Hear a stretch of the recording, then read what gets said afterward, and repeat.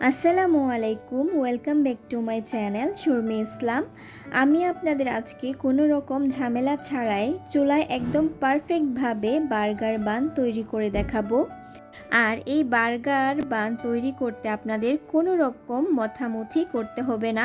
সম্পূর্ণ রেসিপিটি দেখলে ব্রেড তৈরি আপনাদের কাছে কোনো ঝামেলার মনে হবে না।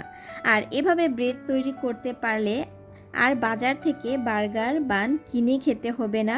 বাড়িতেই কিন্তু খুব সহজ উপায়ে এবং খুবই অল্প উপকরণে কিন্তু আপনারা এই বার্গার বানটি তৈরি করতে পারেন বাড়িতেই এবং গ্যাসের চুলাতেই, ওভেন ছাড়া। তাহলে আর কথা না বাড়িয়ে চলুন দেখে নিই কীভাবে আজকে আমি এই বার্গার বানটি তৈরি করি। প্রথমেই আমরা ইস্ট তৈরি করে নেব। ইস্ট তৈরি করার জন্য আমরা এখানে কুসুম গরম পানি নিয়ে নিয়েছি। আমি এখানে হাফ কাপ পরিমাণ কুসুম গরম পানি নিয়েছি। এবার এই পানিতে আমরা ইস্ট গুলে নিব। এর জন্য আমি এখানে 2 চা চামচের মতো ইস্ট নিয়ে নিয়েছি। ইস্টটা দিয়ে কিন্তু আমরা এটাকে একটু সময় নিয়ে কিন্তু ইস্টটা তৈরি করে নেব। এরপর কিন্তু আমরা এতে চিনি দিয়ে দিব। আপনারা মিষ্টির পরিমাণ বুঝে এখানে চিনিটা অ্যাড করবেন। আমি এখানে 5 চামচের মতো চিনি অ্যাড করেছি। আপনারা চাইলে কিন্তু এর থেকে আরও কমও দিতে পারেন। এবার ইস্ট গুলানো পানিগুলো আমরা কিন্তু 5 মিনিটের মতো রেস্টে রেখে দিব। 5 মিনিট পর কিন্তু আমরা এতে লবণ দিয়ে দিব। আমি কিন্তু পরিমাণ মতো লবণ দিয়ে দিয়েছি। তারপর ইস্টটাকে একটু ভালো করে মিশিয়ে এর মধ্যে 2 কাপ পরিমাণ ময়দা দিয়ে দিয়েছি আর দিয়েছি 2 চা চামচের মতো গুঁড়ো দুধ। তারপর এগুলো দিয়ে কিন্তু একটি হ্যান্ড উইক্সের সাহায্যে আমি একটু মেখে নিচ্ছিলাম। তারপর আমি এখানে একটি ডিম নিয়ে নিয়েছি। ডিমের কুসুমটা রেখে সাদা অংশটা কিন্তু এই ডোটার মধ্যে দিয়ে দিচ্ছি। এবার ডোটা কিন্তু হাত দিয়ে ভালো করে মথে নেব। এই কাজটা কিন্তু আমরা অবশ্যই হাত দিয়ে করব, তাহলে কিন্তু ডোটা পারফেক্টভাবে হবে। ময়দাগুলো অল্প একটু মিশিয়ে এরপর কিন্তু আমরা এতে অল্প একটু তেল দিয়ে দিব। তেলটা হাতের মধ্যে নিয়ে আমরা এখানে 4 চামচের মতো তেল দিয়ে দিলে কিন্তু হয়ে যাবে। আমি একটু তেল দিয়ে কিন্তু এই ডোটা অল্প অল্প করে একটু মথে নিচ্ছি। আমরা কিন্তু 2-3 মিনিট মথার পর কিন্তু এই ডোটা একদম পারফেক্টভাবে তৈরি হয়ে যাবে। তারপর কিন্তু আমরা এই ডোটাকে রেস্টে রেখে দিব। রেস্টে রাখার জন্য কিন্তু উপরে একটি ঢাকনা লাগিয়ে উপরে একটি তাওয়ালি দিয়ে দিলে কিন্তু এই ডোটা পারফেক্টভাবে ফুলে উঠবে। এই ডোটা পারফেক্টভাবে ফুলে ওঠার জন্য আমরা কিন্তু 2 ঘন্টার মতো রেস্টে রেখে দিব। 2 ঘন্টা পর কিন্তু এই ডোটা ফুলে দ্বিগুণ হয়ে উঠেছে।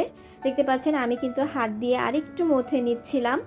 এগুলো হাত দিয়ে একটু মথা হইলে কিন্তু আমরা এগুলো ভাগ করে নেব। আমরা যতটি রুটি বানাবো ততটা কিন্তু আমরা এভাবে ভাগ করে নিচ্ছিলাম। আমি 4টি রুটি বানাবো, এর জন্য 4টি ভাগ করে নিয়ে নিয়েছি। এবার দেখতে পাচ্ছেন আমি হাতের মাধ্যমে কিভাবে এই বার্গার বানটি তৈরি করি। আমি কিন্তু হাতের মাধ্যমে বার্গার বানটা তৈরি করে নিচ্ছি। দেখতে পাচ্ছেন খুবই অল্প সময়ে কিন্তু আমি তৈরি করে নিয়েছি। এবার যে থালার মধ্যে আমরা বানটি তৈরি করব এটার মধ্যে কিন্তু অল্প একটু তেল ব্রাশ করে নিয়ে নিয়েছি।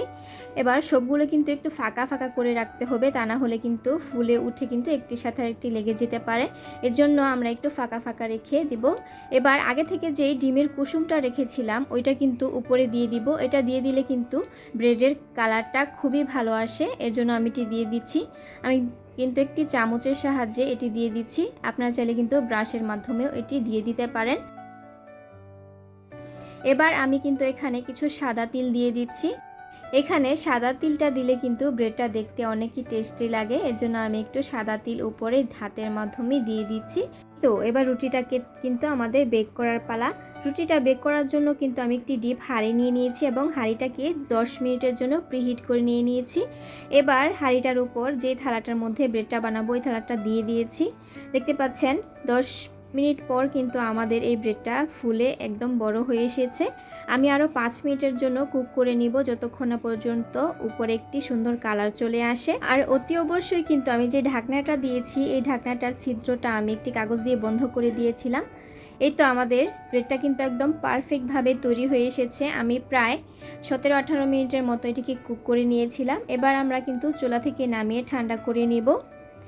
আমি কিন্তু চুলা থেকে নামিয়ে ঠান্ডা করে নিয়েছি। দেখতে পাচ্ছেন ব্রেডটা কিন্তু খুব সুন্দরভাবে ফুলে উঠেছে এবং সাইডের কালারটাও কিন্তু খুবই দারুণ হয়েছে। আমি একটি ভেঙে দেখাচ্ছি হাতের মাধ্যমে। ভিতরটা কিন্তু খুবই ফ্লাফি হয়েছে। এই ব্রেডটা কিন্তু আপনারা অনায়াসেই বার্গার বানিয়ে খেতে পারেন। আমি একটি বার্গারের মতো কেটে দেখিয়ে দিচ্ছি। এই তো দেখতে পাচ্ছেন খুবই দারুণ হয়েছে কিন্তু আমাদের এই বার্গার বানটি।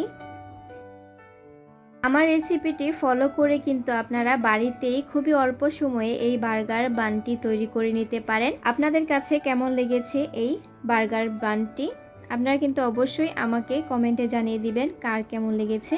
যদি ভালো লেগে থাকে তাহলে কিন্তু লাইক করতে ভুলবেন না। আর যারা আমার চ্যানেলে নতুন তারা কিন্তু অবশ্যই সাবস্ক্রাইব করে আমার পাশেই থাকবেন। আর অবশ্যই কমেন্টে জানিয়ে দিবেন পরবর্তীতে কে কোন রেসিপিটি দেখতে চান। দেখা হবে অন্য কোনো দিন অন্য আরেকটি নতুন রেসিপি নিয়ে। আসসালামু আলাইকুম, আল্লাহ হাফেজ।